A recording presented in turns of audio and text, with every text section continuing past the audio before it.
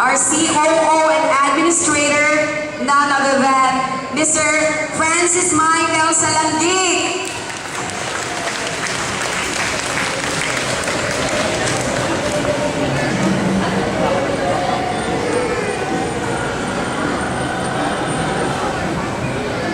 Okay, magandang hapon po.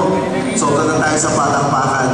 So anyway, I'd like to again acknowledge the presence of our President, of course, Ms. Mildred Nicasio Malaluhan.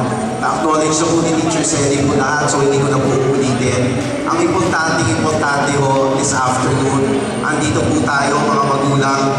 So pwede pa ho ako mag-request sa isang beses, palakpakan po natin ang ating mga sarili. I was talking to Miss Mildred in surveys a while ago. Sabi namin, wow, ang dami na pala natin this year. No? To the point na hinati po natin for the past 3 years, or for the past 2 years, tayo po ay nag-celebrate together with the recognition and the graduation exercises all together. But this year, the management of the school decided to separate the event, no? Kasi tayo po ay marami na. So yun po ay napakaganda para sa ating eskwelahan. Kami po ay natutuwa na itong araw na to ay binibigyan po natin ng importansya. Kasi ito po ay importante not only to us, parents, but definitely to your children. Ang mga inyong mga anak ay naghirap for 1 whole year. No po, marami akong parents na nakakausap during the year. Tayo po ay may mga challenges sa pinag-uusapan, may mga bagay na minsan hindi pinagkakaintindihan. Pero at the end of the day, lahat po yan ay napag-uusapan. Yung po ang ating importante mensahe ngayong araw.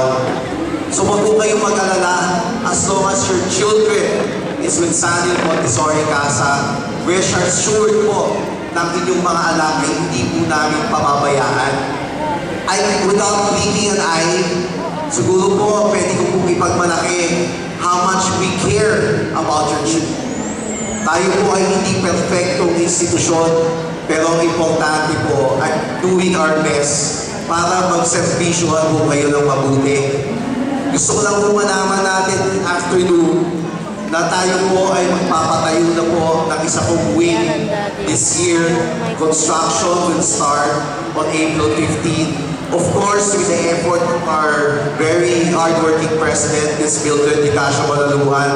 So palakpakan po natin yung development po na yun. So ano ang meron dun sa bagong wing? So tayo po ay magkaka-clinic na this year. Tayo po ay magkakakantina this year.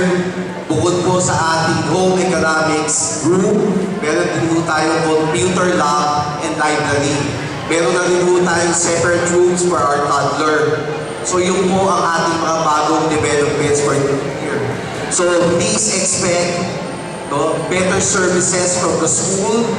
Again, I'd like to reiterate, tayo po ay magtiwala lang po sa eskwelahan. At again and again, gaya po ng ating pag-uusap through the years, gusto ko namin sabihin sa inyo, at again, rest assured sa inyo, na ang inyong mga anak ay aming aalagaan at tuturuan po ng tamang foundation para po sa kanilang future.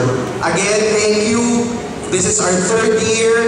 Thank you for gracing this ceremonies this afternoon. So we have lined up a lot of activities. Tayo naman po ay may program. So makikita po natin doon. So please, let's stay put and watch the kids perform this afternoon. Thank you very much po and have a good day.